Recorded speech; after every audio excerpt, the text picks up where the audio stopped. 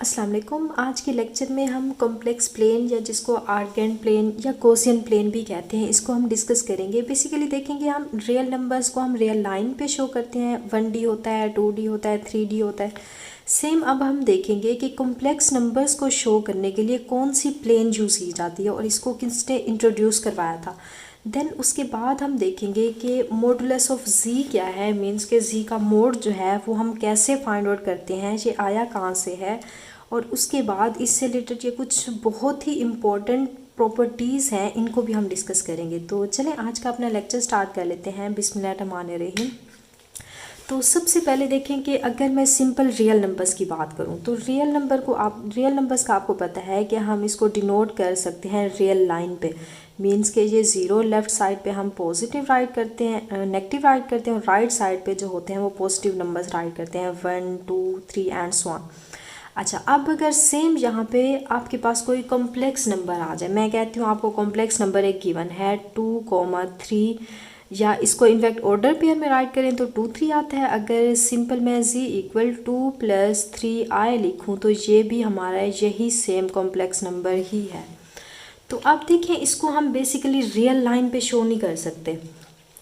अब इसको हम शो करेंगे, इनफैक्ट इसमें आपके पास 2D की बात हो रही है। एक आपका रियल एक्सेस होगा और एक दूसरा आपका इमेजिनरी एक्सेस होगा। तो हमेशा हम इसको रियल लाइन पे शो नहीं कर सकते। जो कॉम्प्लेक्स नंबर्स होते हैं इनकी स्टार्टिंग जो होती है वो प्लेन से होती है, बट जो रियल नंबर्स होते हैं वो आपने देखा कि रियल लाइन पे मीन्स के 1D में इसको शो कर सकते हैं, 2D में कर सकते हैं, 3D में। एंड अगर हम इन्फिनाइट डायमेंशंस में चले जाएं, जैसे हम वेक्टर्स में 3D 2D की बात करते हैं सारा, देन उसके बाद जब हम टेंसर पे आते हैं तो इनफैक्ट वहाँ पे हम देखते हैं कि ये जो रियल नंबर्स होते हैं इसको हम n डायमेंशंस में ले जाते हैं। बट ये जो कॉम्प्लेक्स नंबर होते हैं ये हमेशा प्लेन में ही रहते हैं। मीन्स कि ये 2D इसमें एग्जिस्ट करता है। कि देखें अब अगर मैं इसको डिनोट करना चाह रही हूँ तो सबसे पहले कि देखें मैं यहाँ पे 2 एक्सेस ड्रा करूँगी। एक मेरा यहाँ पे रियल एक्सेस होगा और दूसरा एक्सेस यहाँ पे इमेजिनरी एक्सेस होगा, क्योंकि हमारे जो कॉम्प्लेक्स नंबर है इसके बेसिकली 2 पार्ट्स हैं। एक हमारा रियल पार्ट होता है और दूसरा हमारे पास इमेजिनरी पार्ट होता है। अच्छा, तो सेम एज इट इज़ जैसे आप रियल नंबर्स में x और y प्लेन पढ़ते हैं तो सेम इसमें भी यही है कि ये आपकी x हो जाएगी और ये आपकी यहाँ पे y एक्सेस हो जाएगा। बट यहाँ पे डिफरेंस कहाँ पे आता है? डिफरेंस ये है कि ये हमारा उसमें 2D की बात होती है कि ये हमारा x एक्सेस है और ये हमारा y एक्सेस है। बट इसमें भी सेम वही 2D ही है, बट यहाँ पे डिफरेंस ये है कि ये जो हमारा x एक्सेस होता है ये रियल एक्सेस होता है और ये जो y एक्सेस होता है ये हमारा इमेजिनरी एक्सेस होता है। इसको हम इमेजिन करते हैं। अच्छा, अब देखिए सिंपल अगर मैं रियल नंबर्स में आपको दे दूं कि आप यहाँ पे शो करें, एक ऑर्डर पेयर गिवन है 2,3, तो आप क्या करेंगे? हमारा फर्स्ट वाला क्या होता है? x होता है, सेकंड वाला y होता है। तो हम x को यहाँ पे कितना जाना है? 2 तक जाना है, तो ये 0 हो गया, ये 1 एंड 2। एंड y एक्सेस पे 3 तक जाना है, पॉजिटिव है तो ऊपर जाएंगे 1 2 एंड 3। तो बेसिकली ये पॉइंट कहीं यहीं पे यहाँ पे एग्जिस्ट करेगा 2,3। अच्छा, तो ये हमने रियल नंबर में बात की। अब हमने देखा कि सेम इसको हम कॉम्प्लेक्स नंबर में अगर लेके जाएं तो इसको हम ऐसे लिख सकते हैं ना कि 2 + 3i। तो मीन्स के अब रियल नंबर में भी ऐसे इसको ड्रा करते हैं और इमेजिनरी नंबर्स मीन्स के कॉम्प्लेक्स नंबर्स में भी इसको सेम एज इट इज़ ही राइट करते हैं। बट देखिए थोड़ा बहुत यहाँ पे डिफरेंस किस बात का आता है कि अगर देखिए मैं इसको ओरिजिन के साथ ज्वाइन कर लूँ तो ओ को मैंने इस पॉइंट पी के साथ मिला दिया। फॉर एग्जाम्पल मैं इसको पी का नेम दे दूं तो ये ओ पी हो गया।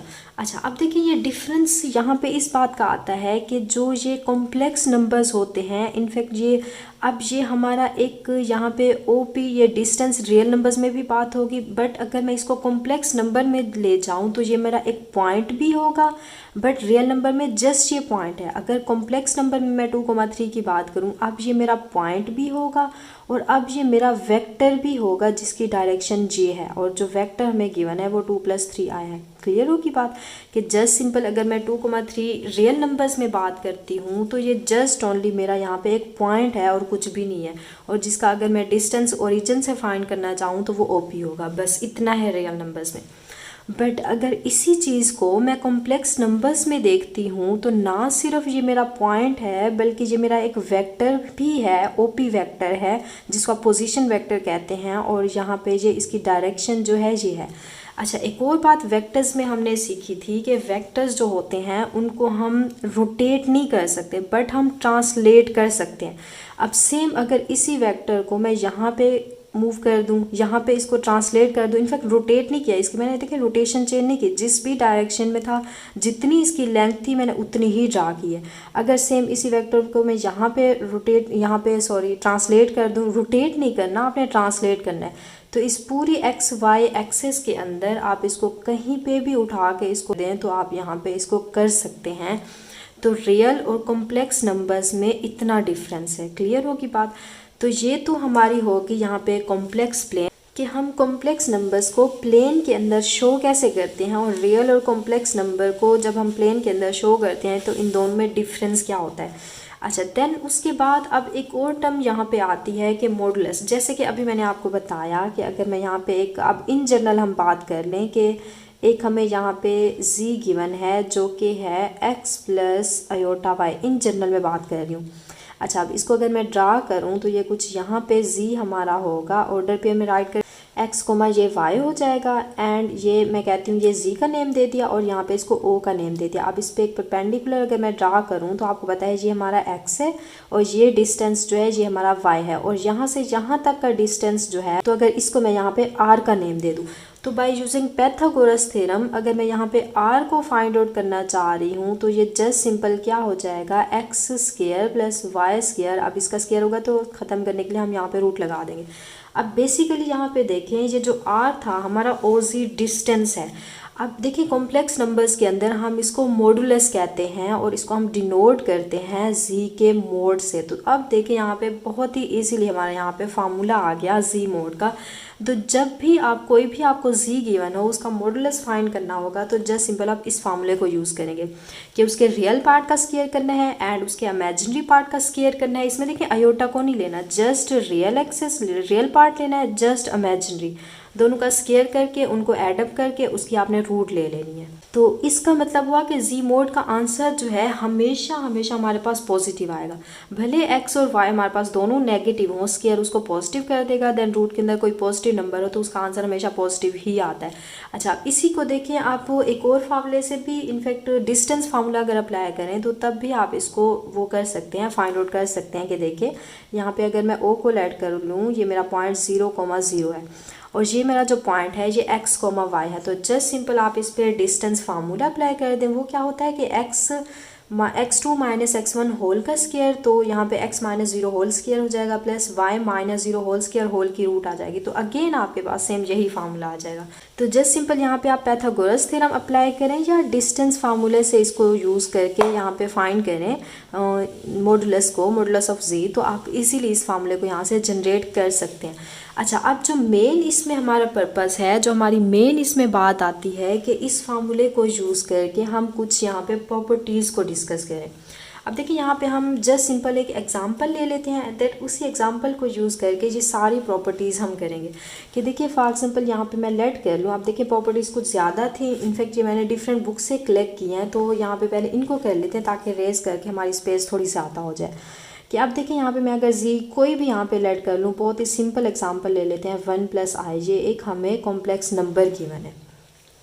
अच्छा, अब वो ये कह रहे हैं फर्स्ट वाली प्रॉपर्टी इसमें देखें कि हम अगर रियल पार्ट है z का अगर मैं रियल पार्ट लूँ और उसका अगर मैं मॉडुलस फाइंड करूँ तो वो हमेशा हमेशा लेस आर इक्वल होगा टोटल z के मॉडुलस। तो देखिए एक दफ़ा मैं पूरे z का मॉडुलस फाइंड करूँ और एक दफ़ा जस्ट मैं उसके रियल पार्ट का लूँ तो रियल पार्ट हमेशा हमेशा कम हो जाएगा ना। कि देखिए मैं इसको अगर फाइंड आउट करूँ कि z का लूँ तो अब यहाँ पे रियल पार्ट हमारा 1 है, 1 का स्क्वायर, एंड इमेजिनरी पार्ट भी 1 है, तो यहाँ पे 1 का स्क्वायर, तो बेसिकली ये रूट के अंदर 2 आ जाएगा। अच्छा, अब सेम यहाँ पे देखें अगर मैं यहाँ पे फाइंड करती हूँ जस्ट रियल पार्ट ऑफ, अगर मैं यहाँ पे देखें रियल पार्ट ऑफ z का मॉडुलस फाइंड करती हूँ तो रियल पार्ट का मतलब कि जस्ट आपने x लेना है, कि x का स्क्वायर यहाँ पे लेना है। तो देखें यहाँ पे x का हमारे पास कोएफिशिएंट 1 है, तो 1 की रूट तो हमेशा आंसर 1 आ जाएगा। तो देखिए अब 1 बड़ा है या √2 बड़ा है, इनफैक्ट √2 की वैल्यू 1 पॉइंट समथिंग आती है, तो √2 हमारे यहाँ पे बड़ा है, तो इट मीन्स हमारी फर्स्ट ये प्रॉपर्टी यहाँ पे वैलिड कर गई। अब देखिए ये इक्वल कब होगा, तो ये इक्वल देखें तब होगा जब मैं आपको कुछ इस तरह का क्वेश्चन दूं कि आपका जो है z आपके पास आ रहा है, यहाँ पे फॉर एग्जांपल मैं कहती हूँ कि 4 आ रहा है जस्ट, ये भी हमारा यहाँ पे कॉम्प्लेक्स नंबर होता है। आप देखें इसकी detail, pure imaginary complex number या प्योर रियल कॉम्प्लेक्स नंबर्स, ये सारा क्या होता है, ये प्रीवियस हमने फर्स्ट लेक्चर इंट्रोडक्शन में बहुत अच्छे से किया हुआ। तो देखिए इसको +0 मैं लिख सकती हूँ। तो अब देखिए हम ये देखना चाह रहे हैं कि इक्वल की कंडीशन कब सेटिस्फाई हो रही है इसके अंदर। तो देखिए मैं अगर यहाँ पे सबसे पहले रियल पार्ट का लूँ, तो रियल पार्ट का यहाँ पे अगर मॉडुलस में फाइंड कर रही हूँ, तो ये 4 का स्क्वायर, तो आंसर देखिए हमारे पास यहाँ पे हमारे पास आंसर जो है 4 आ जाएगा। अब अगर मैं इमेजिनरी मीन के पूरे z का मॉडुलस फाइंड कर रही हूँ, तो तब देखिए यहाँ पे 4 का स्क्वायर प्लस 0 का स्क्वायर, तो अगेन देखिए आंसर 4 आ गया, तो दोनों इक्वल आ गए। तो इक्वल की कंडीशन ये कब सेटिस्फाई होगी, जब हमारा इमेजिनरी पार्ट जो है वो 0 हो जाए। अच्छा, अब सेम वो कह रहे हैं कि अगर हम सेम उसी तरह जस्ट इमेजिनरी पार्ट का मॉडुलस लें, तो वो हमेशा हमेशा लेस और इक्वल, लेस भी हो सकता है उससे और इक्वल भी हो सकता है z के मॉडुलस से। तो सेम बिल्कुल उसी तरह आप एग्जाम्पल को इसको फॉलो करवा सकते हैं। अच्छा, नेक्स्ट थर्ड वन प्रॉपर्टी में देखें कि वो कह रहे हैं कि z का मोड जो है हमारा 0 के इक्वल कब आएगा, जब हमारा इनफैक्ट पूरे का पूरा z 0 होगा। क्लियर होगी बात, जस्ट हमारा मॉडुलस का आंसर जो है 0 तब ही पॉसिबल हो सकता है जब z 0, जब 0, अब देखिए यहाँ पे इफ़ एंड ओनली इफ़ की कंडीशन के साथ है, जब z 0 होगा तब हमारा z का मोड भी 0 हो जाएगा। और जब हम यहाँ पे देखें कि z का मोड 0 आ जाए, तो आप वहाँ पे समझ जाए कि इनफैक्ट हमारा z ही 0 है। अब देखिए ऐसा क्यों हो रहा है, क्योंकि इसमें कोई नेगेटिव नंबर इन्वॉल्व नहीं हो रहा। कि देखिए यहाँ पे मैं लिखती हूँ x का स्क्वायर प्लस y का स्क्वायर, दोनों ही पॉजिटिव नंबर हैं। तो दो पॉजिटिव नंबर का सम जो है वो 0 कब होता है, तब होता है जब दोनों के दोनों नंबर हमारे 0। ऐसा कभी भी पॉसिबल नहीं है कि दो पॉजिटिव नंबर्स हैं उनको आप ऐड अप करें तो आंसर आपके पास 0 आ जाए। तो ऐसा उस वक्त मुमकिन है जब दोनों के दोनों नंबर हमारे 0 हो जाए, क्योंकि स्क्वायर उनको पॉजिटिव, भले वो नेगेटिव हुए, मैं कहती हूँ यहाँ -2 है और यहाँ पे +2 है, इनफैक्ट यहाँ आंसर 0 आएगा। बट इसका देखें साथ में स्क्वायर है, तो स्क्वायर इसको पॉजिटिव कर देगा, तो आंसर कभी भी, हाँ यहाँ पे 1 से कम हो सकता है, 0 पॉइंट समथिंग आंसर आ सकता है, बट कभी भी 0 नहीं आ सकता। 0 तब भी पॉसिबल है जब हमारा यहाँ पे पूरे का पूरा z मीन्स कि उसका रियल पार्ट भी और इमेजिनरी पार्ट भी 0 हो जाए। तो थर्ड प्रॉपर्टी भी हमारी हो गई। अब इसको हम यहाँ पे रेस कर लेते हैं ताकि हमारी स्पेस थोड़ी ज़्यादा हो जाए। अच्छा, नेक्स्ट देखें, नेक्स्ट प्रॉपर्टी हम इसको कर लेते हैं। तो देखें इसमें क्या गिवन है कि अगर मैं यहाँ पे एक कोई z ले लूँ, फॉर एग्जांपल अभी हमने लिया 1 + i, तो अब यहाँ पे आप z का मोड फाइंड करें, जो कि हमने फाइंड किया था √2 आ रहा था। अब अगर आप उसके कॉन्जुगेट का मोड फाइंड करें, कि देखें कॉन्जुगेट हमने क्या पढ़ा था कि आप उसका क्या करते हैं, साइन को चेंज कर देते हैं जो इमेजिनरी पार्ट होता है। मीन्स कि आई का यहाँ पे साइन चेंज कर दूँ तो ये 1 - i हो जाएगा। अब देखें इसका हमने यहाँ पे मॉडुलस फाइंड करना है, तो मॉडुलस में देखें क्या होता है कि यहाँ पे 1 का स्क्वायर और इसका जो इमेजिनरी पार्ट है वो -1 है, बट इसको स्क्वायर जो है पॉजिटिव कर देगा, तो अगेन हमें आंसर यहाँ पे 2 ही मिलेगा। तो मीन्स आप z का कॉन्जुगेट फाइंड, z का मॉडुलस फाइंड करें या z कॉन्जुगेट का मॉडुलस फाइंड करें, तो आंसर हमेशा हमेशा सेम आता है। अब सेम इसी तरह अगर आप -z का कॉन्जुगेट फाइंड करेंगे, तो तब यहाँ पे मॉडुलस फाइंड करेंगे, तब भी हमारा आंसर सेम ही आएगा। कि देखें माइनस के साथ अगर मैं z को मल्टीप्लाई करूँ तो ये -1 - i हो जाएगा। अब सेम यहाँ पे रूट के अंदर -1 का स्क्वायर राइट करें, देन प्लस -1, तो अगेन स्क्वायर इसको पॉजिटिव करके हमें आंसर √2 ही दे देगा। अब सेम अगर आप माइनस को मल्टीप्लाई करें उसके कॉन्जुगेट के साथ z का, उसके बाद उसका मॉडुलस लें, तब भी आंसर देखेंगे हमारा सेम आएगा। तो सबसे पहले देखें आप यहाँ पे z का कॉन्जुगेट फाइंड कर लें, तब उसको मल्टीप्लाई कर दें 1 - i, क्योंकि माइनस का यहाँ पे सारा का सारा ख़त्म हो जाता है, क्योंकि हमारा स्क्वायर जो है माइनस हो या प्लस हो उसको प्लस ही कर देते हैं आंसर। अच्छा, अब हमने यहाँ पे मॉडुलस फाइंड किया, अब इस माइनस को अंदर मल्टीप्लाई कर दें, तो ये -1 - i, तो अब यहाँ -1 आ रहा है, ये -1 का स्क्वायर, 1 का स्क्वायर, अगेन इसको पॉजिटिव करके हमें आंसर जो है √2 ही दे देगा। तो मीन्स कि आप यहाँ पे माइनस का और कॉन्जुगेट भी इनफैक्ट आपके इमेजिनरी पार्ट को नेगेटिव ही कर देता है, तो माइनस हो या प्लस हो, हमारा दोनों लिहाज से जो मॉडुलस है वो आंसर सेम देता है। ऐसा क्यों होता है, क्योंकि रियल पार्ट और इमेजिनरी पार्ट का हम स्क्वायर ले लेते हैं। अच्छा नेक्स्ट वन देखें, बहुत ही अहम प्रॉपर्टी है इसके अंदर। देखें कि आपका अगर मैं जी स्क्वायर का मोड लूँ, मॉडुलस फाइंड करूँ, तो ये हमेशा हमेशा इक्वल होगा अगर मैं जी को उसके कॉन्जुगेट के साथ मल्टीप्लाई कर दूँ, तो इन दोनों का आंसर हमेशा सेम आएगा। ये आपकी कॉम्प्लेक्स एनालिसिस में बहुत ही ज़्यादा अहम प्रॉपर्टी है। इनफैक्ट इसको बहुत ज़्यादा हम यूज़ भी करेंगे। तो आप देखें इसका प्रूफ भी इनफैक्ट आपको डिफरेंट बुक्स में मिल जाएगा। वेरी सिंपल, बहुत ही ईजी है। एग्जाम्पल हम इसका प्रूफ कर लेते हैं, क्योंकि हमने पेपर को एज MCQ सॉल्व करना है। वहाँ पे आपके यहाँ पे सारे प्रूफ्स नहीं पूछे जाते। इनफैक्ट इससे रिलेटेड एग्जाम्पल कोई आ सकती है, या इनफैक्ट इसका यूज़ बहुत ज़्यादा होगा, या यहाँ पे basically same as it is ये प्रॉपर्टी भी आपसे पूछी जा सकती है। तो देखिए अगर मैं यहाँ पे अगेन जी को ऐड कर लूँ कि मेरा वो 1 माइनस आई आ रहा है। अच्छा, तो आप यहाँ पे जी कॉन्जुगेट फाइंड करें तो वो 1 प्लस आई आ जाएगा। अच्छा, अब इन दोनों को आप मल्टीप्लाई करें, जी को उसके कॉन्जुगेट। अब देखिए कॉन्जुगेट पहले लिख लें या यहाँ पे जी वाला पहले लिख लें, तो बात एक ही। अब इसको आप ऐसे भी लिख सकते हैं, जी कॉन्जुगेट पहले और जी बाद में, क्योंकि मल्टीप्लिकेशन से आंसर यहाँ पे फ़र्क नहीं पड़ता, कम्यूटेटिव लाइज में होल्ड कर जाता है। अच्छा, तो ये 1 माइनस आई एंड 1 प्लस आई हो जाएगा। तो यहाँ पे देखें फार्मूला ओपन करें, ए स्क्वायर माइनस ये बी स्क्वायर हो जाएगा। तो ये 1 माइनस इंटू माइनस 1, तो ये 1 प्लस 1, तो यहाँ से आंसर हमें 2 मिल जाएगा। अच्छा, अब सेम वो कह रहे हैं कि पहले आप जी का स्क्वायर फाइंड करो, देन आप उसका मॉडुलस फाइंड करो। तो सबसे पहले हम यहाँ पे जी का स्क्वायर फाइंड कर लेते हैं। जी हमें क्या गिवन था, जी हमारे पास है 1 माइनस लिया था, चलिए ये उलट हो गया, जी को हमने लिया था 1 माइनस आई। तो इसका हमने यहाँ पे स्क्वायर फाइंड करना है। तो ये स्क्वायर देखिए ओपन करें इसको, 1 का स्क्वायर, ए का स्क्वायर प्लस यहाँ पे बी का स्क्वायर माइनस 2 इंटू ए इंटू बी, यही होता है ना फार्मूला। तो ये 1 यहाँ पे ये माइनस आयोटा स्क्वायर की जगह हम -1 लिख सकते हैं। तो ये -2 आई हो जाएगा, ये प्लस माइनस कैंसिल, तो जस्ट सिंपल 2 आई आ गया। अच्छा, अब हमने ये इनफैक्ट वैल्यू हमारी आ गई जी स्क्वायर की। अब हमने क्या करना है, इस जी स्क्वायर का यहाँ पे मॉडुलस फाइंड करना है। तो मॉडुलस क्या कहता है कि रियल पार्ट जो कि हमारे 0 है उसका स्क्वायर लें, उसके बाद इमेजिनरी पार्ट का स्क्वायर लें।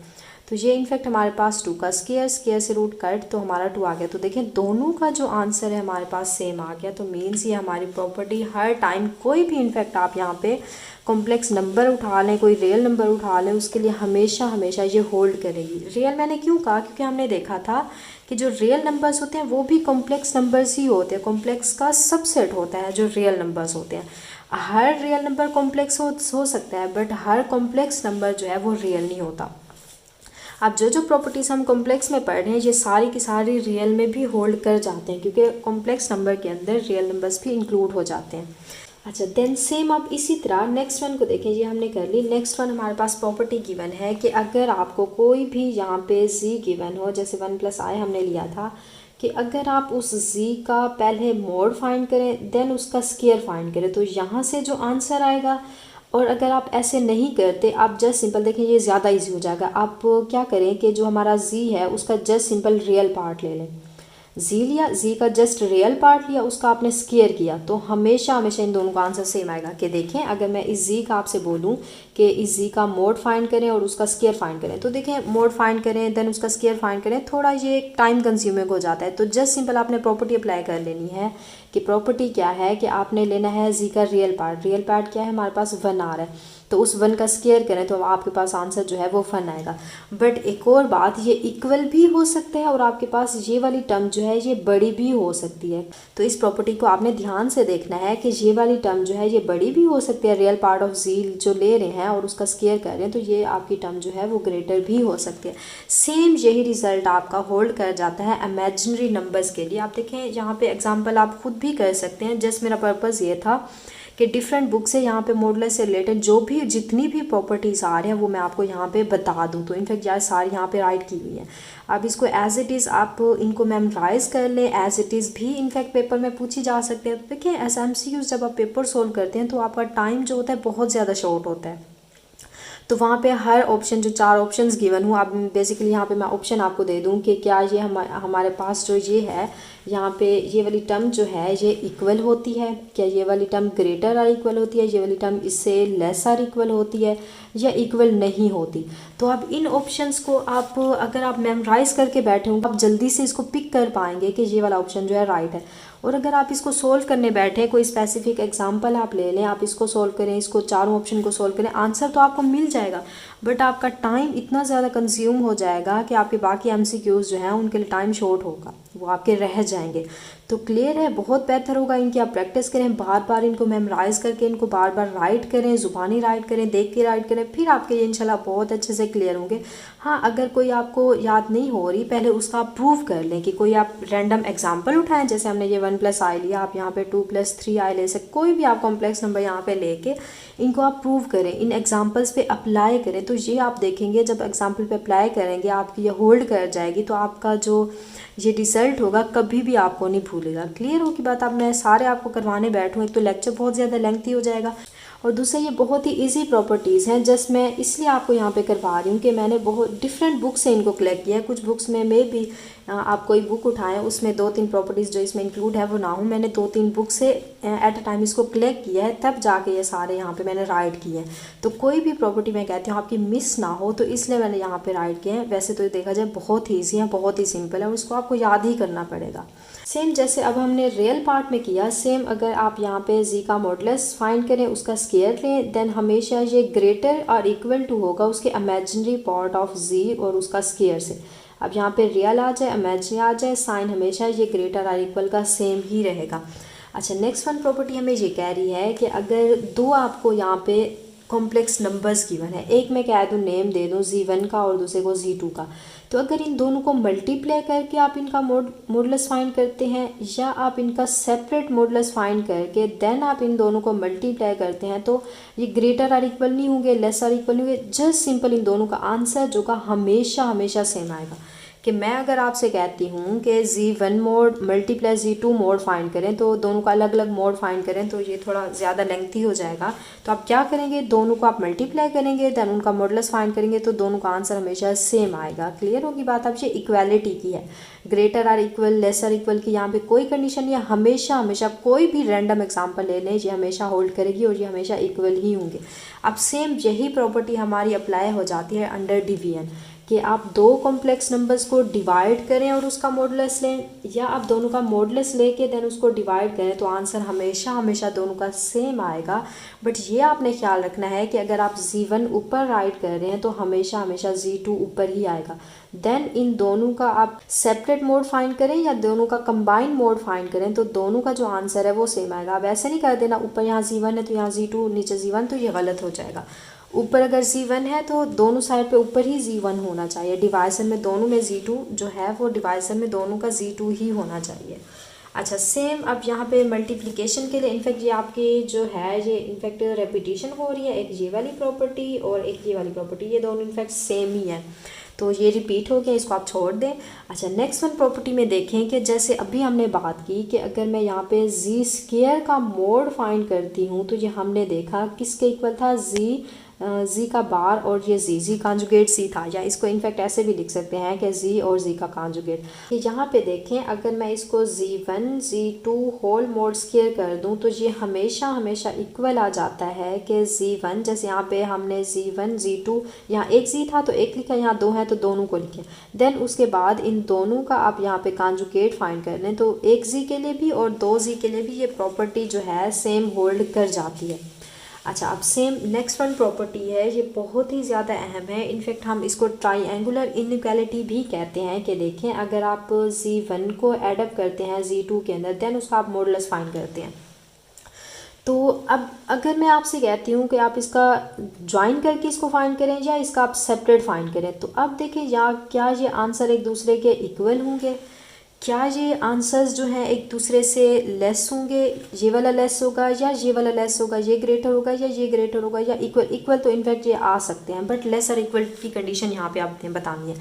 तो इनफैक्ट देखें हमेशा ये वाली जो प्रॉपर्टी होगी ये लेस हो सकती है, आप ज़रूरी नहीं है कि हर बार हो जाए, ये वाली जो है आपकी लेस और इक्वल टू इससे हो सकती है। आप देखें ये इससे लेस, इक्वल तो इनफैक्ट आपको पता है ये इक्वल हो सकती है अगर दोनों के दोनों मैं रियल नंबर यहाँ पॉजिटिव उठा लूँ कि 1 + i ले लूँ और z2 को जो है यहाँ पे 1 + 2i ले लूँ, तो हमेशा हमेशा यहाँ पे जो पॉजिटिव नंबर्स हैं एडिशन ही होगी, तो इसका आंसर फाइंड करें या इसका, तो आंसर हमेशा सेम आएगा। बट ये वाली प्रॉपर्टी हमारी लेस कब होगी, जब इसमें मैं कोई एक नंबर यहाँ पे नेगेटिव का ले लूँ, मीन्स के माइनस इन्वॉल्व कर दूँ। कि देखें अब अगर मैं यहाँ पे कुछ ऐसे ले लेती हूँ कि यहाँ पे मैं कहती हूँ 5 - 3i ले लूँ। अच्छा z2 को मैं यहाँ पे ले लूँ, चलिए इसको प्लस कर देते हैं कि z2 को मैं यहाँ पे ले लूँ कि यहाँ पे -2 आ रहा है और यहाँ पे माइनस का, चलें इसको माइनस ना भी लें तब भी, या ले लें फिर भी ठीक हो गया, ठीक हो जाएगा कि माइनस यहाँ पे ले लें आप i ले लें। अच्छा तो अब ज़रा गौर करें कि जब मैं इन दोनों का सेपरेट मोड फाइंड करूँगी तो ये जो माइनस है इसको प्लस कर देगा, तो नंबर यहाँ पे बढ़ जाएगा। यहाँ पे 5 का स्क्वायर होगा तो 5 का स्क्वायर यहाँ पे हमें आंसर 25 दे देगा, और यहाँ पे जब 2 का स्क्वायर करेंगे तो ये 4 हो जाएगा, तो नंबर देखें यहाँ पे हमारा 29 बन जाएगा। बट अगर मैं इन दोनों को पहले एडअप करती हूँ कि देखिए मैं z1 + z2 जब मैं करती हूँ तो देखिए यहाँ पे रियल पार्ट जो है रियल पार्ट में ऐड होता है और जो इमेजिनरी पार्ट है वो इमेजिनरी पार्ट के अंदर एडअप होता है। तो आंसर देखिए हमें क्या मिलेगा, 5 - 2 करें तो यहाँ पे हमारे पास आंसर 3 आ जाएगा, प्लस यहाँ पे हमारे पास ये 2i आ जाएगा। तो अब इसका रियल पार्ट जो था मैंने जब सेपरेट किया तो रियल पार्ट हमारा 29 आ गया, बट जब मैंने कंबाइन करके इन दोनों का मोड जब मैं लूँगी तो ये जब हमारा रियल पार्ट का स्क्वायर आएगा तो ये 3 का स्क्वायर होगा, तो यहाँ से 9 आ जाएगा। तो देखें ये वाली हमारी जो है वो लेस हो गई है। क्लियर होगी बात। तो ये हमारी ट्रायंगुलर प्रॉपर्टी है, इसको भी आपने मेमोराइज कर लेना है। तो ये तो ऑब्वियसली बात है, इनफैक्ट बाय एग्जांपल भी मैंने आपको बता दिया। इनफैक्ट इसी एग्जांपल को आप सोल्व करके प्रूव भी कर सकते हैं कि जो हमारा ये पार्ट है हमेशा लेस आएगा, और ये दोनों इक्वल की कंडीशन को तब सेटिस्फाई करेंगी जब हमारा रियल और इमेजिनरी पार्ट z1 z2 दोनों का जो है वो एडिशन में आ रहा है। इनफैक्ट नेगेटिव में भी किसी हद तक ये हम कह सकते हैं कि कुछ ऐसे एग्जांपल हो सकते हैं कि ये इक्वालिटी को यहाँ पे होल्ड कर जाए। ज़रूरी नहीं है कि हर टाइम पॉजिटिव के लिए ही यहाँ पे होल्ड करेंगी, बट नेगेटिव के लिए चांस ज़्यादा है कि z1 + z2 होल का मोड जो है वो हमारा लेस आ जाए z1 मोड + z2 मोड से। क्लियर होगी बात। तो इनफैक्ट इस प्रॉपर्टी को आपने बाय नेम याद रखना है कि इसको हम क्या कहते हैं, ट्रायंगुलर इनइक्वालिटी भी कहते हैं। अच्छा अब सेम एक और प्रॉपर्टी यहाँ पे आ रही है कि अगर आप यहाँ पे z1 का मोड फाइंड करें, देन उसके बाद z2 का मोड फाइंड करें, देन इनफैक्ट जो आंसर आए इनको एडअप करके अब इसका अगेन आप मॉडुलस फाइंड करें, तो ये हमेशा हमेशा आपका आंसर जो है लेस आएगा या इक्वल भी आ सकता है z1 - z2 मोड से। आप देखें सेम। अब यहाँ पे इनफैक्ट अगेन आप एग्जांपल को अप्लाई करके कोई भी रैंडम एग्जांपल लेके इसको आपको यहाँ पे प्रूव कर सकते हैं। इनफैक्ट हमारा कंसर्न प्रूफ से नहीं है, ये भी आप एज इट इज़ इसको मेमोराइज कर लें, एज इट इज़ भी पूछी जा, इनफैक्ट एज इट इज़ ही यहाँ पे पूछी जाएगी, कोई एग्जाम्पल दे के आपको प्रूव करने के लिए वहाँ नहीं बोला जाएगा। तो इसको अभी आप यहाँ पे मेमोराइज कर लें। अच्छा अब अगर मैं इसी प्रॉपर्टी के साथ मैं ट्रायंगुलर प्रॉपर्टी को भी मिक्सअप करूं तो इसमें आप देखेंगे कि हमेशा हमेशा इसका आंसर जो है, ये वाला आंसर जो है हमेशा लेस आएगा z1 + z2 मोड से। तो इसको भी आपने ध्यान रखना है। ये थर्ड लास्ट वन मैं प्रॉपर्टी आपको बता रही हूँ कि आपने सेपरेट उसका दिया। अब देखिए इनफैक्ट ये माइनस के लिए भी होल्ड कर जाती है। अब अगर यहाँ पे मैं प्लस ना लगाऊँ माइनस लगा दूँ तो हमेशा इससे जो आंसर होगा इसका लेस आएगा और इसका जो आंसर होगा हमेशा इससे लेस आएगा। अब सेम अगर यहाँ पे आप माइनस नहीं लगा रहे, अगर आप पॉजिटिव के साथ भी प्रॉपर्टी आए तो हमेशा होल्ड कर जाती है। तो इनफैक्ट यहाँ पे मैंने इसलिए प्लस माइनस दोनों का सिंबल लगा लिया, तो यहाँ पे दोनों को राइट करती तो स्पेस का इशू था। क्लियर होगी बात। अच्छा देन लास्ट वन प्रॉपर्टी जो कि सेम इसी से मिलती जुलती है कि अगर मैं यहाँ पे z1 का मोड फाइंड करूँ और यहाँ पे -z2 का मोड फाइंड करूँ, बट यहाँ पे होल का मोड मैं नहीं लगा रही। जब मैं होल का मोड लगा रही थी तो यहाँ नेगेटिव का था, तो इसको आप गौर करें कि देखिए यहाँ माइनस भी लगा सकते हैं, होल का मोड है, प्लस के लिए भी ये होल्ड कर जाती है, माइनस के लिए भी होल्ड कर जाती है, बाकी ये दोनों एज इट इज साइन हो गए। बट अगर मैं होल का मोड नहीं लगा रही, जस्ट सिंपल इन दोनों का मोड लगा रही हूँ, तो हमेशा आप देखेंगे कि इसका आंसर जो है लेस आर इक्वल टू आएगा z1 + z2 मोड के। और सेम ये वाली जो प्रॉपर्टी है ये आपके पास हो जाएगी सेपरेट के साथ। यहाँ पे कंबाइन था z1 मोड, ये सेपरेट हो जाएगा z2 मोड। तो इसमें देखिए माइनर सा डिफरेंस है कि यहाँ पे होल मोड लगा रहे हैं, यहाँ पे हम होल मोड नहीं लगा रहे, और ये जस्ट सिंपल एडिशन नहीं सब्ट्रैक्शन के लिए होल्ड कर रही है। और ये दोनों यहाँ माइनस के थे, यहाँ पे प्लस हो गया, और यहाँ पे होल का मोड था, हमने दोनों को एडअप करके फिर होल का मोड लगाया। यहाँ पे हमने सेपरेट दोनों का मोड फाइंड किया, तब हमने एडिशन की। तो इन दोनों प्रॉपर्टीज़ में माइनर सा डिफरेंस है, ये आप देख लें। ये दोनों प्लस माइनस के साथ है, ये जस्ट सिंपल माइनस के लिए होल्ड कर रही है। तो चलें फिर आज के लिए इतना ही काफ़ी। इंशाल्लाह नेक्स्ट लेक्चर में हम न्यू टॉपिक डिस्कस करेंगे। ओके, अल्लाह हाफिज़।